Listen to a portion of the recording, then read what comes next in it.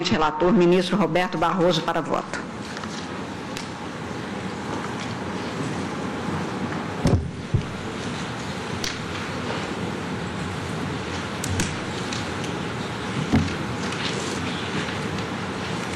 Doutor Ulisses Viana, doutora Grace Mendonça e a intervenção do nosso vice-procurador-geral, doutor Luciano Maia, todas com grande proficiência.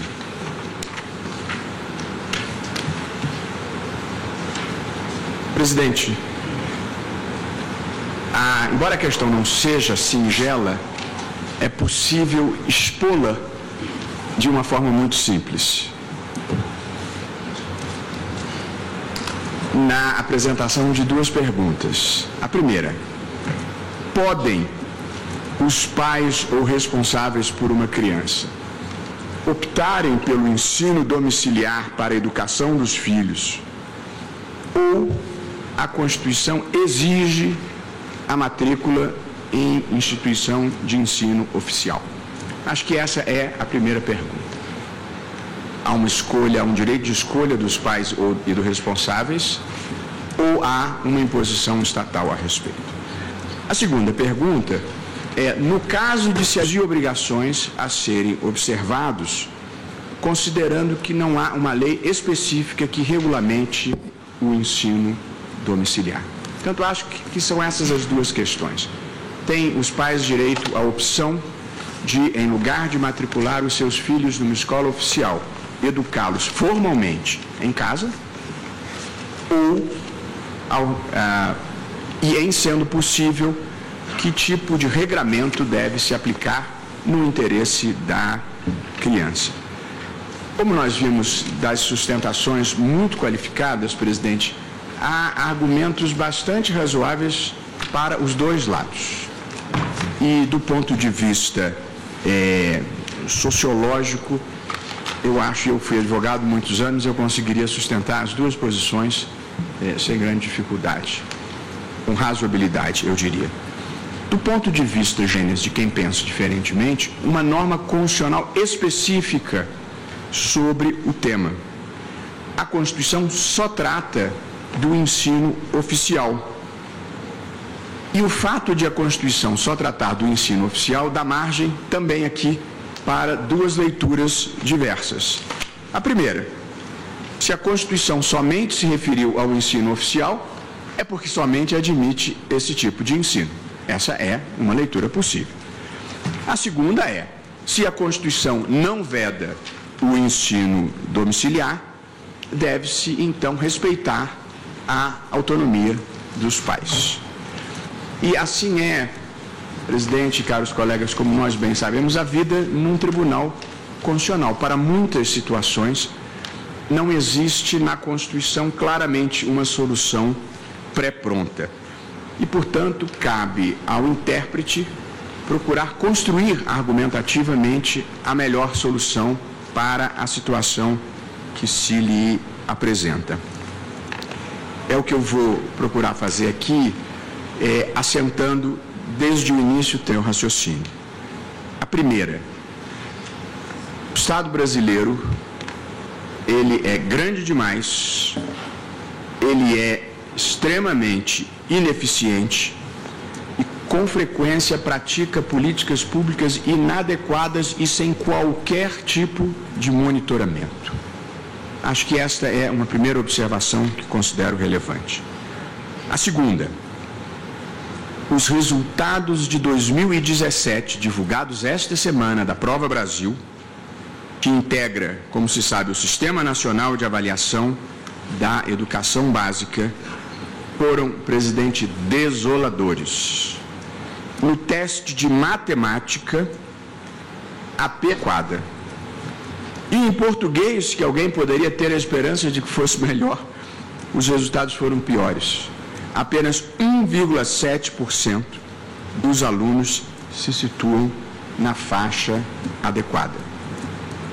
Terceira premissa: por convicção filosófica, o que ao paternalismo e às intervenções heterônomas do Estado, salvo onde eu considere essa intervenção absolutamente indispensável.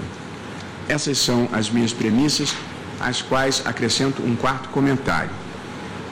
O fato de eu considerar, como vou considerar, o ensino domiciliar como compatível com a Constituição, não significa que eu esteja dizendo que eu considero esta opção melhor ou pior, porque acho que esse juízo não é meu. Apenas esclareço que os meus próprios filhos eu procurei educar dentro de uma escolarização formal. Acho que uma boa escola é bom e é importante para uma criança. Porém, eu respeito as opções e as circunstâncias de quem opte, de quem prefira um caminho diferente. Feitas essas premissas, presidente, eu enfrento a questão do chamado homeschooling, um pouco demonstrando qual é o estado da arte desse debate de uma maneira geral. O homeschooling, ele basicamente consiste na prática pela qual os pais ou responsáveis assumem a responsabilidade pela escolarização formal da criança e deixam, portanto, de delegá-la às instituições formais de ensino. As aulas podem ser ministradas ou pelos próprios pais ou podem ser ministradas por professores particulares contratados. Ação e responsabilidade pelo ensino é assumida pelos pais que optam por fazê-lo no domicílio. As razões para isso, tanto no Brasil como em outras partes do mundo, eu procurei elencá-las e penso que há 7 motivos pelos quais pais e responsáveis optam, em algumas circunstâncias, pela escolarização domiciliar. A primeira, o desejo de conduzir diretamente o desenvolvimento dos filhos. A segunda, o fornecimento de instrução moral, científica, filosófica e religiosa da forma que os pais considerem mais adequada. A terceira, a proteção da integridade física e mental dos educandos, retirando-os de ambientes escolares agressivos, incapacitantes ou limitadores. Nem todas as escolas ficam no Lago Sul de Brasília, ou no Leblon, ou nos Jardins. 4. O descontentamento com a real eficácia do sistema escolar ofertado pela rede pública ou privada. 5. O desenvolvimento de um plano de ensino. 6. A crença na superioridade do método de ensino doméstico em relação aos modelos pedagógicos empregados pela rede regular de ensino, em virtude de restrições financeiras ou geográficas. Em resumo, por trás das motivações dos pais que optam pelo ensino domiciliar está a preocupação genuína com o desenvolvimento educacional pleno e adequado dos seus filhos. Nenhum pai ou mãe faz esta opção, que é muito mais trabalhosa, por preguiça ou por capricho ou por desfastio. Portanto, eu considero que há nesse elenco razões relevantes e legítimas para que esta opção possa ser respeitada pelo ordenamento constitucional. O homeschooling não se confunde com o que se chama de unschooling, que é uma opção, esta sim, penso que inaceitável, pela não escolarização formal da criança e deixar que ela escolha o seu próprio desejo irresponsável. A característica do direito, diferentemente de outros domínios, é que você não pode fazer experiências em laboratório para ver se alguma política pública vai dar certo. Você não tem como fazer testes clínicos em matéria de direito. Portanto, a alternativa é você verificar como as fórmulas que você cogita adotar são praticadas no mundo e que efeitos elas produziram. E aqui, com todas as vênias, eu não considero que se trate da importação de um instituto jurídico. Aqui nós estamos discutindo como lidar com um fato social que que ocorre em diferentes partes do mundo, e, portanto, como ele ocorre.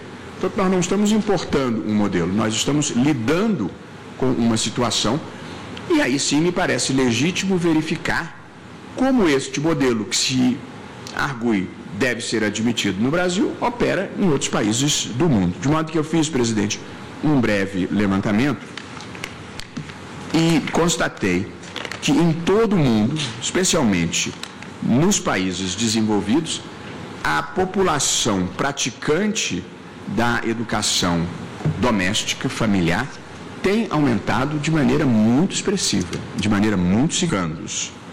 No Canadá, 95 mil crianças e adolescentes.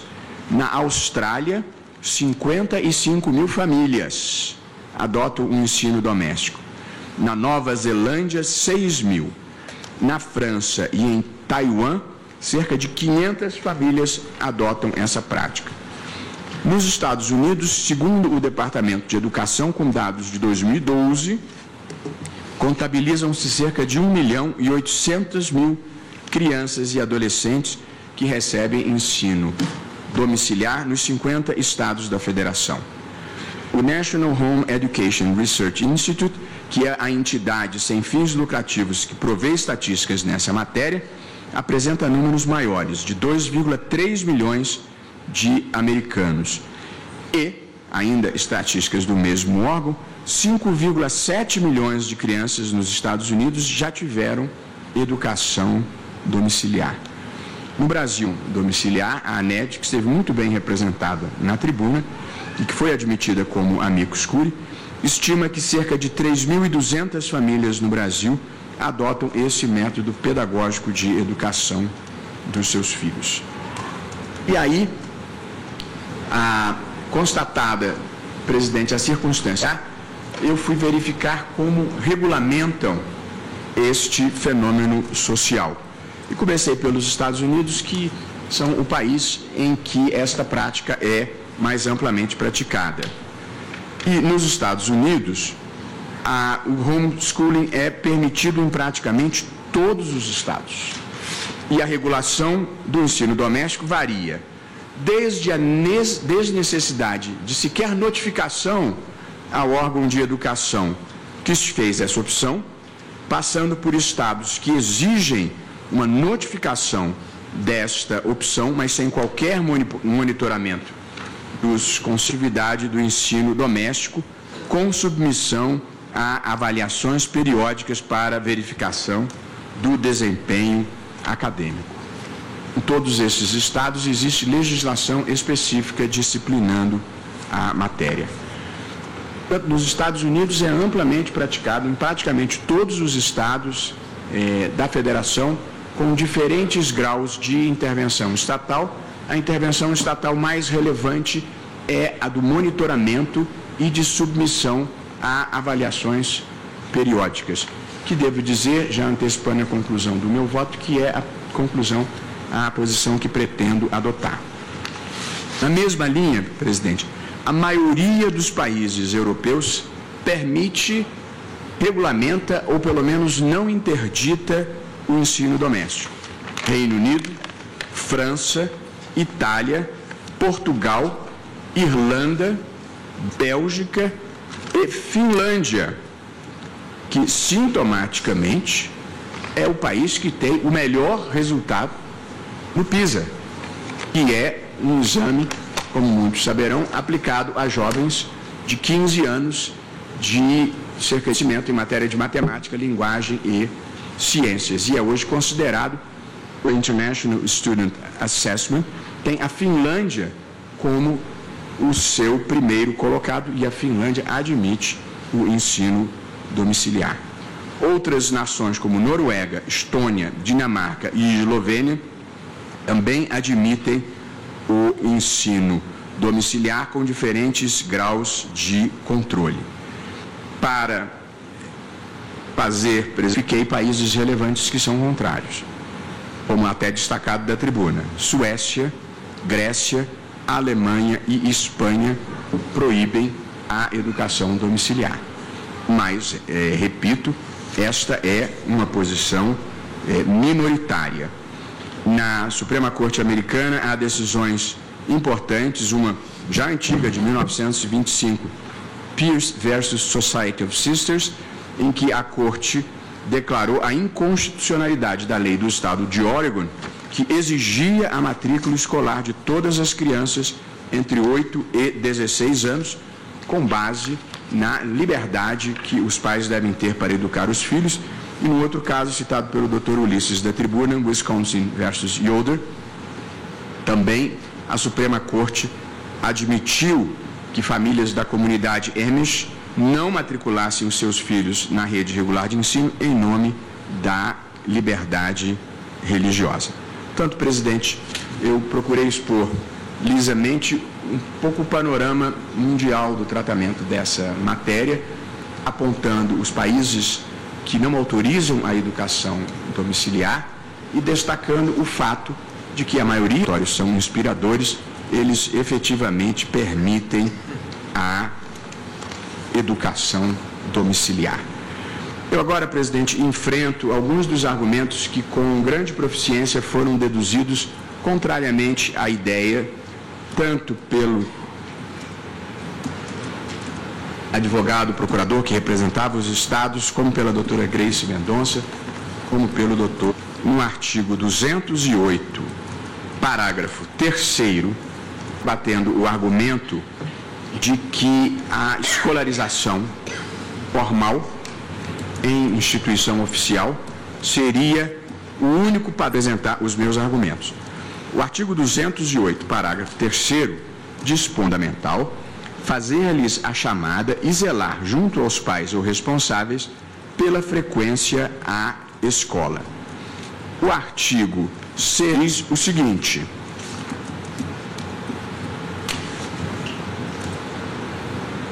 é dever dos pais ou responsáveis efetuar a matrícula das crianças na educação básica a partir dos 4 anos de idade. Disposição que é repetida pelo Estatuto da Criança e do matrícula e controle de frequência são regras que se aplicam aos pais que tenham optado, como a maioria de fato opta, pela educação escolar, pela escolarização formal dos seus filhos, porque a própria Lei de Diretrizes e Bases da Educação, o seu artigo 1º, parágrafo 1º, ela diz: esta lei, dominantemente por meio do ensino em instituições próprias. Portanto, a lei cuida da educação escolar, não exclui, eu penso, a possibilidade de outros mecanismos e outras escolhas por parte dos pais. O outro argumento, presidente, que considero que mereça ser enfrentado é o do abandono intelectual, o crime tipificado no artigo 246 do Código Penal, onde se lê que é crime deixar sem justa causa de prover a instrução primária de filho em idade escolar.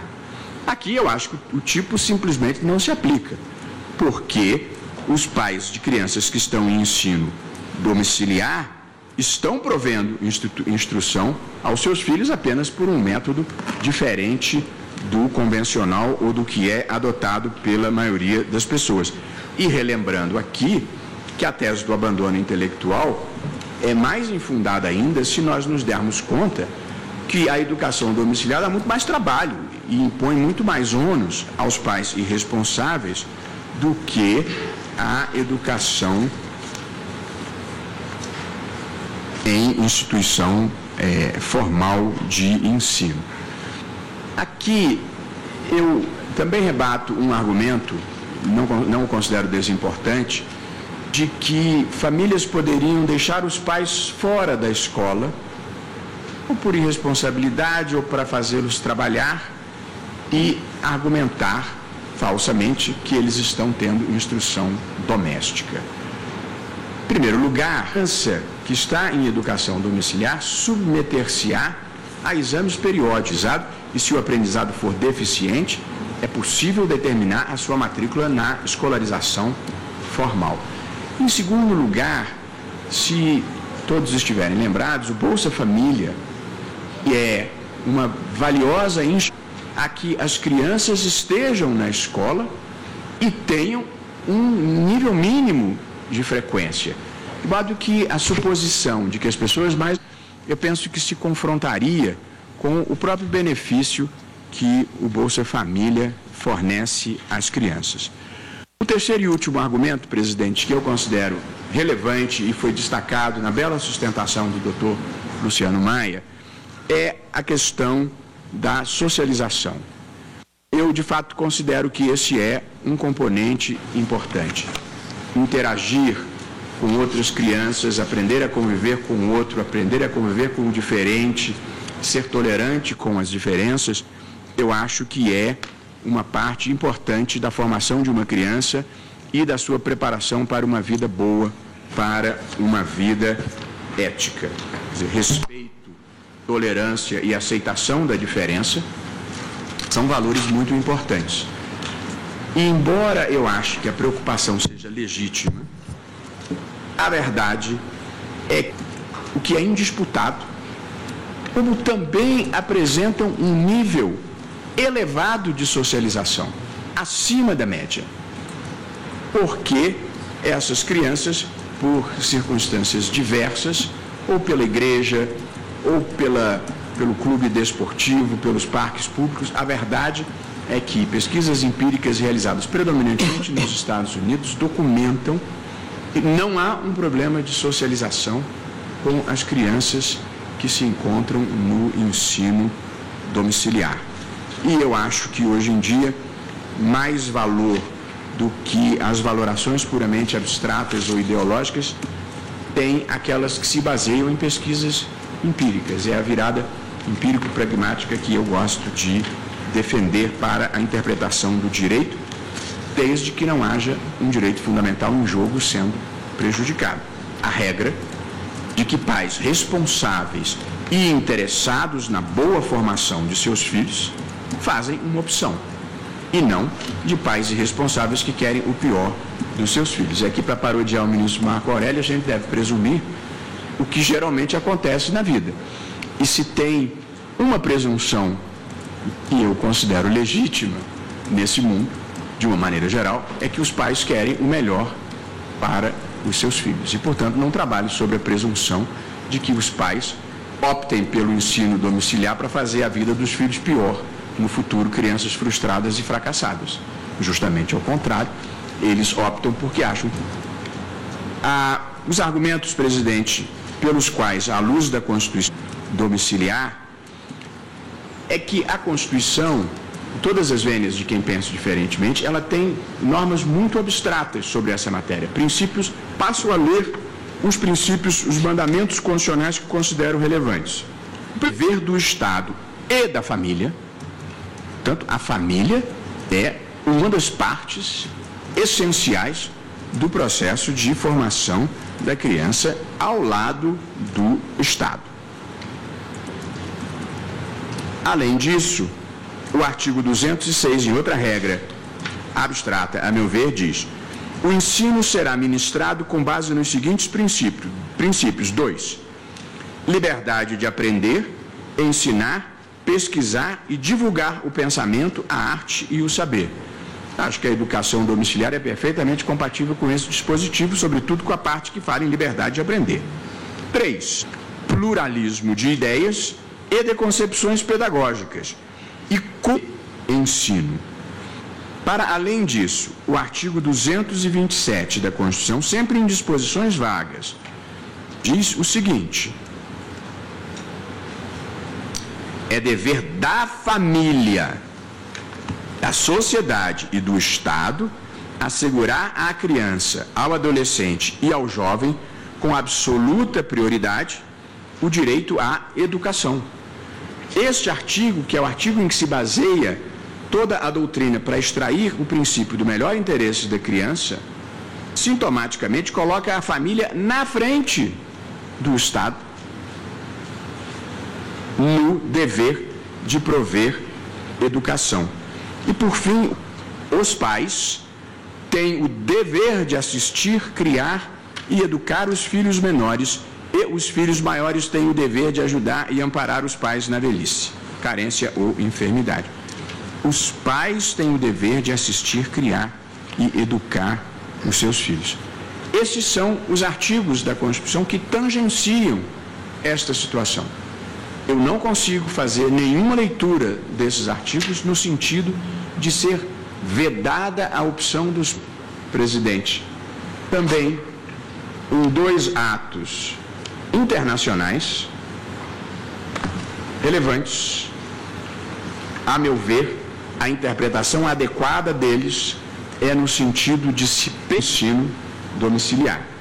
Vejam o artigo 26 da Declaração Universal dos Direitos Humanos, que não é propriamente lei interna, é uma resolução da ONU, como se sabe, mas que tem uma eficácia moral relevante e é um vetor interpretativo. Diz esse dispositivo, o artigo 26, que cuida do direito à educação, a Declaração Universal dos Direitos do Homem diz o seguinte: os pais têm prioridade de direito na escolha do gênero de educação que será ministrada aos seus filhos. Portanto, deixar que os pais façam a escolha. Mas o Pacto Internacional sobre os Direitos Econômicos, Sociais e Culturais de 1966, internalizado no Brasil, e nesse caso específico, tanto por decreto legislativo, de uma maneira muito eloquente, a meu ver, os Estados partes do presente pacto comprometem-se a respeitar a liberdade dos pais e, quando for o caso dos tutores legais, de escolher para seus filhos escolas distintas, atendam aos padrões mínimos de ensino prescritos ou aprovados pelo Estado, adicionais ao ensino domiciliar. A meu ver, impedir a proibição do ensino domiciliar não significa, no entanto, que ele não possa e deva ser diversa, que pode e deve. E, de fato, existe um projeto de lei na Câmara dos Deputados, projeto de lei número 3.179 de 2012, que já tem parecer favorável na Comissão de Educação da Câmara dos Deputados, que regulamenta, precisa 9 da Constituição, não só permite, como de certa forma sugere seja feito. Diz o artigo 209 da Constituição. Atendidas as seguintes condições: 1. Cumprimento das normas gerais da educação nacional. 2. Autorização e avaliação de qualidade pelo poder público. O modo como eu interpreto genericamente o conceito de iniciativa privada ou de livre iniciativa, e não apenas nesse contexto, mas em outros, é que isso não significa apenas uma atividade econômica. A livre iniciativa se traduz num conjunto de liberdades existenciais de escolha na vida, e vão desde a profissão, educar os seus filhos. De modo que o que a Constituição diz é que tem que ser de qualidade pelo poder público. Portanto, a regulamentação e a avaliação em matéria de ensino domiciliar, a meu ver, deve buscar a concordância prática entre 2 valores constitucionais que considero importantes. O primeiro, o de aos seus filhos e a dirigirem, sendo responsáveis por ela, de um lado, e o direito, na verdade, o dever do Estado de promover o pleno desenvolvimento de todas as pessoas, especialmente das crianças e dos adolescentes, que haja uma tensão que imponha, sejam concessões recíprocas, sejam escolhas inevitáveis. Acho que aqui é perfeitamente possível a concordância prática entre esses 2 dispositivos, interesse da criança, interesse dos pais de educarem os filhos como melhor lhes aprouver, e o interesse, o dever do Estado de assegurar o pleno desenvolvimento da criança. Eu acho que é perfeitamente possível a conciliação desses 2 valores, com algumas regras de regulamentação, presidente, com as quais eu vou concluir o meu voto, e já lendo a conclusão. Vou ler a conclusão para eu não ter que ler 2 vezes a regulamentação que eu proponho.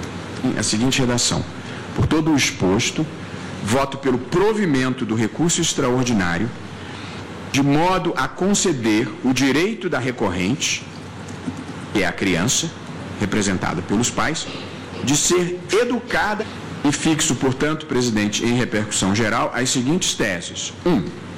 Homeschooling a crianças e adolescentes em virtude da sua competência expressos na Constituição de 1988.